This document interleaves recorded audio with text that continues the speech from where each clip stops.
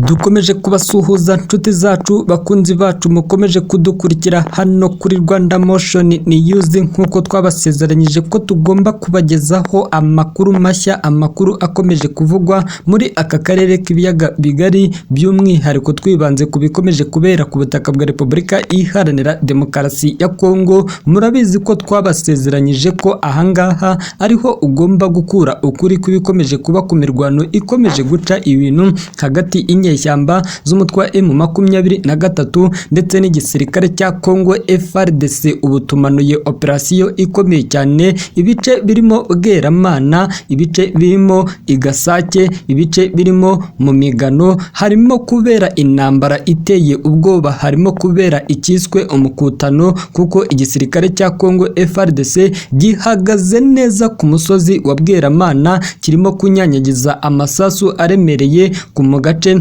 Kandumba. Aka gace Kandumba FARDC irashaka kukigarurira, dore ko ari imirwano izindutse ica ibintu hano muri teritwari ya Masisi, ari nako muri teritwari ya Rucuru indege z'intambara za FARDC zongeye kunyanyagiza ibisasu biremereye mu duce twa Kikuyu, Kibirizi, Kanyabayonga. Amakuru dufite nuko igisirikare cya Kongo FARDC kuri ubu ngubu kirimo kurashisha indege z'intambara za FARDC zirimo Sukoyi, zirimo kajugujugu ndetse n'ibifaru by'intambara igisirikare cya Tanzania cyabimanuye. Hari n'amakuru twamaze kumenya yuko Tanzania yaba igiye kohereza abandi basirikare benshi hano ku butaka bwa Kongo, nyuma yuko hari ibiganiro bibaye mu ibanga hagati ya Minisitiri w'Ububanyi n'Amahanga wa Repubulika ya Demokarasi ya Kongo Christophe Rutundura ndetse na Minisitiri w'Ingabo za Tanzania. Ibi biganiro amakuru twamaze kumenya nuko byabereye neza hano mu mujyi mukuru wa Kinshasa. Amakuru twamaze kuyatemenya,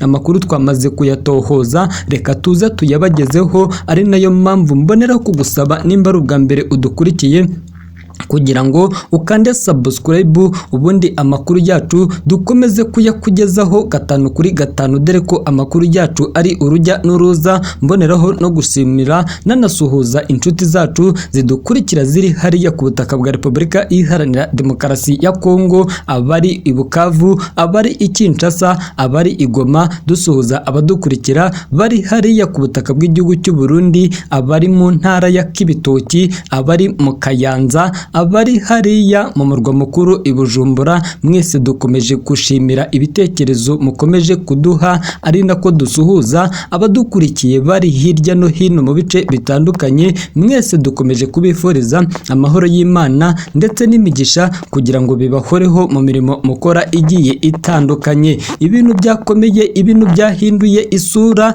ku butaka bwa Repubulika Iharanira Demokarasi ya Kongo, mu ntara ya Kivu y'Amajyaruguru hazindutse ikiswe urugamba, hazindutse ikiswe imirwano iteye ubwoba. Ni imirwano irimo irabera mu gace Kandumba, ni agace kari hariya muri teritwari ya Masisi. Amakuru twakiriye nuko igisirikare cya Kongo FARDC kiri hejuru ku musozi wa Bweramana, abarundi bakaba hariya mu gace ka Gasake. Amakuru twamaze kumenya nuko kuva ku wa kabiri wo muri iki cyumweru ikiswe amabombe arimo araterwa hariya Ndumba, FARDC yamaze guhabwa itegeko rikomeye cyane n'umugaba mukuru w'ingabo za Kongo FARDC General Christian Chiwewe ko bagomba gufata agace ka Ndumba, kuko umuntu uzafata agace ka Ndumba agomba kuba afite ubugenzuzi bwimbitse ku muhanda uva hariya Isake werekeza mu mujyi Goma, kuko ubundi agace ka Ndumba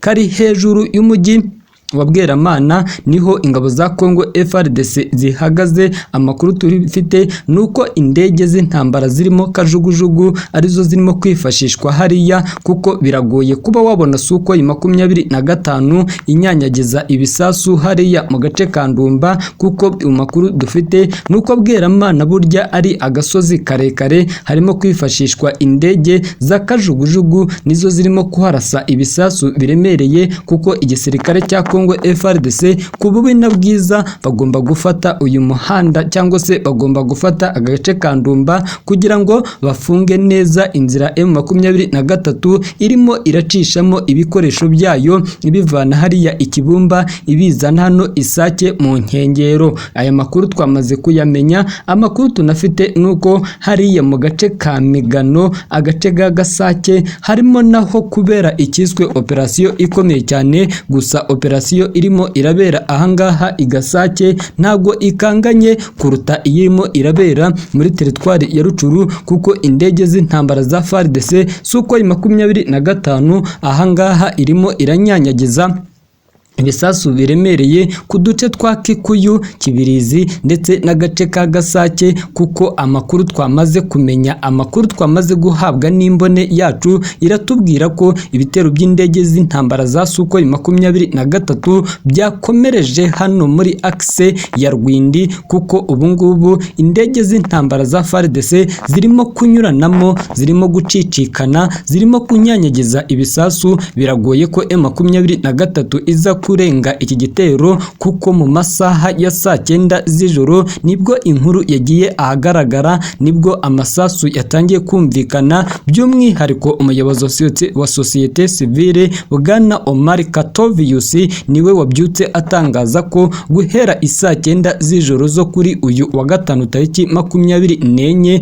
aribwo batangiye kumva ikiswe amasasu aturika, indege zirimo gusuka amasasu, mashinigani nazo ntiwamenya, kuko M23 irimo iragabwaho ibitero bikomeye cyane ku bubi n'ubwiza. FARDC igomba gufata imisozi yose iri hano muri axe ya Rwindi. By'umwihariko FARDC igomba kubohoza abasirikare b'Abarundi bivugwa ko bafunzwe n'izi nyeshyamba z'umutwe wa M23. Ni igitero gifite intego ikomeye cyane, kuko Abarundi barimo baragwana bashaka kubohoza abasirikare babo basaga 35 bivuga ko bafatiwe hariya mu gace ka Nyongera. Murabizi ko aka gace ka Nyongera kamaze iminsi kabereyemo umukutano, kamaze iminsi kabereyemo imirwano. Kuri ubu ngubu ingabo z'u Burundi, ingabo za Tanzania barimo kurwana, barimo gusuka ibisasu biremereye bashaka kubohoza abasirikare bafashwe n'izi nyeshyamba z'umutwe wa M23, kuko muhashize iminsi itangazo ryashyizwe ahagaragara na Liyetona Koloneli Willy Ngoma uvugira M23 yavuze ko bishe abasirikare benshi b'ingabo z'u Burundi banafata abandi mateko. By'umwihariko abafashwe yavuze ko ari abasirikare biganjemo Abarundi ndetse nabo mu mitwe y'abawa Zarendo. Gusa nta musirikare wa FARDC yigeze avuga ko bafashe, kuko kuri ubu ngubu amakuru twamaze kumenya nuko abasirikare ba FARDC barimo gukora imyitozo ikomeye cyane, ahubwo abari ku rugamba ubu ngubu ari abasirikare ba Tanzania, ari abasirikare b'Abarundi, ari abasirikare ba SADC, ari abasirikare b'Abazalendo, by'umwihariko n'inyeshyamba z'umutwe wa FDLR. Amakuru dukesha umuyobozi wa societe civile hano muri teritwari ya Masisi ndetse na Rucuru yemeje ko ibitero by'indege byo mu bwoko bwa Sukhoi 25 byibasiye ibirindiro byinshi by'inyeshyamba z'umutwe wa M23, aho kuri ubu ngubu umunyamakuru Daniel Micombero usanzwe ubuhengamiye ku ruhande rwa leta ya Kinshasa akomeje gushyira amafoto, akomeje gushyira video ku rubuga rwa Twitter agaragaza ukuntu operasiyo irimo irakorwa yamaze gutegurwa na General Kabundi, irimo iragira uruhare rwiza mu gufasha FARDC mu kwigarurira ibice bigiye bitandukanye. Gusa ubu ngubu amakuru ari hanze nuko General Kabundi, umwe mu basirikare bakomeye cyane b'ingabo za Kongo, arimo arakora ikiswe operasiyo ikomeye cyane yo gushwanyaguza, yo kurimbura burundu M23, kuko birazwi neza ko itegeko ryamaze gusinywa ko nta biganiro bizigera bibaho hagati ya leta ya Kinshasa ndetse n'abarwanyi umutwe wa M23. Hagomba gukoreshwa imbaraga za gisirikare paka M23 irimbuwe burundu igava mu bice byose yafashe, kuko kuri ubu ngubu inkuru nziza nuko leta ya Kinshasa ikomeje kubona inkunga ikomeye cyane ikomeje guturuka mu bihugu bitandukanye. Murabizi ko Kapiteni Ibrahim Traoré amaze iminsi atangaje ko M23 agomba kwishyira ku iherezo, M23 agomba kwirukana burundu ku butaka bwa Kongo. Ibi ni ibikubiye mu ibaruwa yandikiye Perezida Tshisekedi ubwo mu nkambi ya Mugunga hibasirwaga n'ibitero bikomeye cyane, ibitero bivugwa ko ari M23 yahagabye igahitana abaturage basaga 33, abandi 45 bagakomereka. Bikavugwa ko M23 yaba yaragize uruhare rugaragara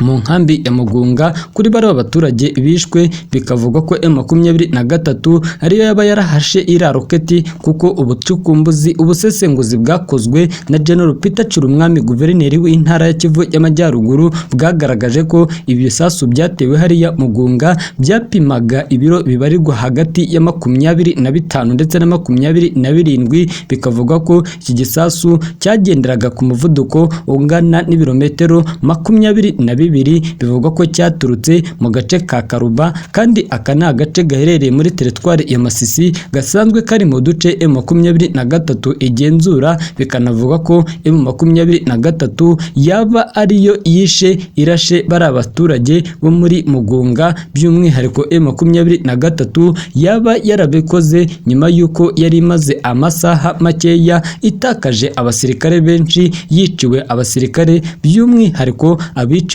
hariya mu gace ka Mushaki nyuma y'ibitero by'indege z'intambara za FARDC byazonze uyu mutwe wa M23. Reka dukomeze amakuru yacu ku butaka bw'Uburusiya. Kuri ubu ngubu intara zirimo Crimea, intara zirimo Bakhmut, intara zirimo Donbass hakomeje kumvikana ibitero bikomeye cyane by'indege. Hari n'amakuru twamaze kumenya yuko Uburusiya noneho nta kwishishisha, nta gushyira ibinyoma ahagaragara, Uburusiya bugiye gukoresha intwaro kirimbuzi. Kuri ubu ngubu perezida w'igihugu cy'Uburusiya Vladimir Putin indwanyikarabutaka yamaze gushyira ukuri kose ahagaragara, avuga ko mu gihe Leta Zunze Ubumwe za Amerika cyangwa se umuryango wa OTAN wagomeza gutanga inkunga ya misile ndetse n'ibifaru na drone ku gisirikare cya perezida Vladimir Zelensky,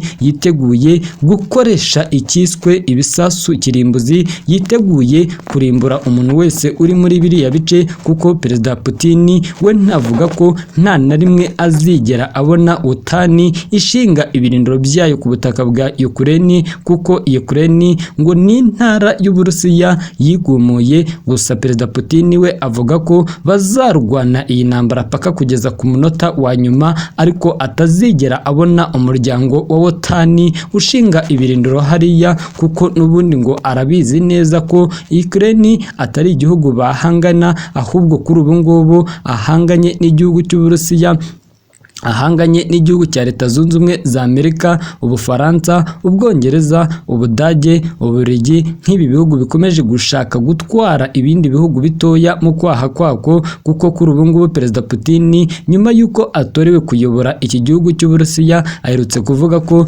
ibyo umuryango wa OTAN ushaka gukora bitazigera bigerwaho, yiteguye kurwana paka ku isogonda rya nyuma, ariko atazigera abona umusirikare wa OTAN ashinze ibirindiro hariya ku butaka bwa Ukraine. Reka tubashimire tunabifuriza kugubwa neza, nk'uko twabasezeranyije ko ahangaha ariho mugomba gukura amakuru mashya, amakuru abakigezweho. Reka dushimire abadukurikiye bwa mbere, musaba ukande subscribe kugira ngo amakuru ndetse n'ibiganiro dukomeje gutegura urusheho kubikurikirana 5 kuri 5.